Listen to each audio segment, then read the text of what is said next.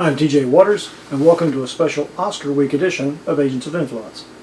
A couple of weeks ago, Academy Award-winning actor Clint Eastwood found himself on the world stage once again, but this time under very different circumstances.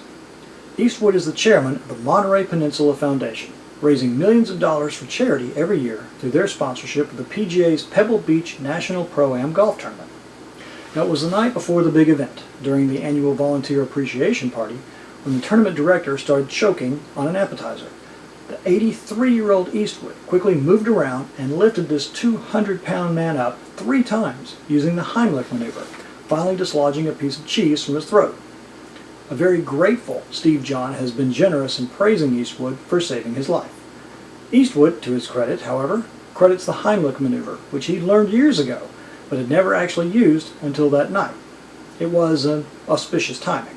Henry Heimlich is the 94-year-old retired cardiac surgeon that developed the technique that bears his name. He was prompted to begin the project in 1972 after reading about thousands of people dying annually from choking. Leading a team of researchers at Jewish Hospital in Cincinnati, they spent 2 years perfecting a technique on animals. In 1974, Heimlich appeared on Good Morning America and The Tonight Show to educate the public. But as he reveals in his recently published memoir, getting the medical community to accept his ideas continues to be an uphill battle. Many people, even doctors today, frown on the technique, despite thousands of lives that have been saved, evidenced by the testimonials that come in daily, thanking Dr. Heimlich for inventing the technique. Holding on to age-old ideas in the face of contrary information is not uncommon. Many information-based professions, including the intelligence business, are resistant to change.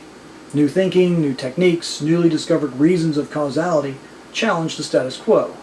Now, managing such uncertainty is the lifeblood of the intelligence business.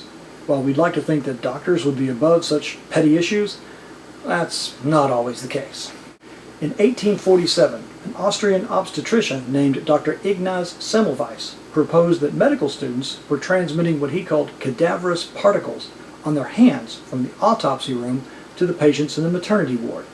He created enemies throughout the medical establishment by the radical suggestion that doctors should wash their hands between handling corpses and attending to women going into labor. Despite overwhelming evidence that Dr. Semmelweis's simple hand-washing procedure radically reduced infant mortality, he failed to navigate the dangerous political waters of the time. Some doctors were offended, feeling that their social status was inconsistent with the idea that their hands were unclean.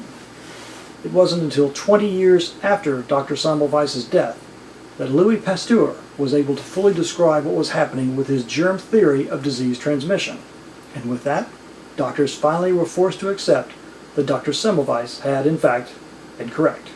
Fortunately, like Dr. Heimlich, Dr. Semmelweis has his own Oscar-winning advocate. Director Fred Zinnemann is the genius behind one of my favorite espionage tales, The Day of the Jackal.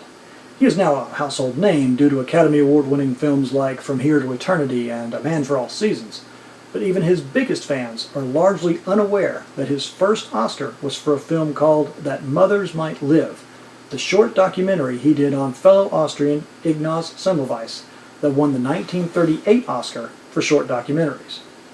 The so-called Semmelweis reflex is now used to describe this reflex-like rejection of new information simply because it contradicts entrenched norms, beliefs, or paradigms.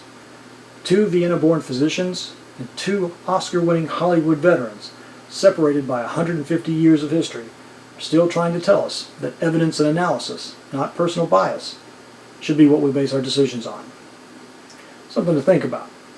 I'm TJ Waters. Thanks for watching. I'll see you next time.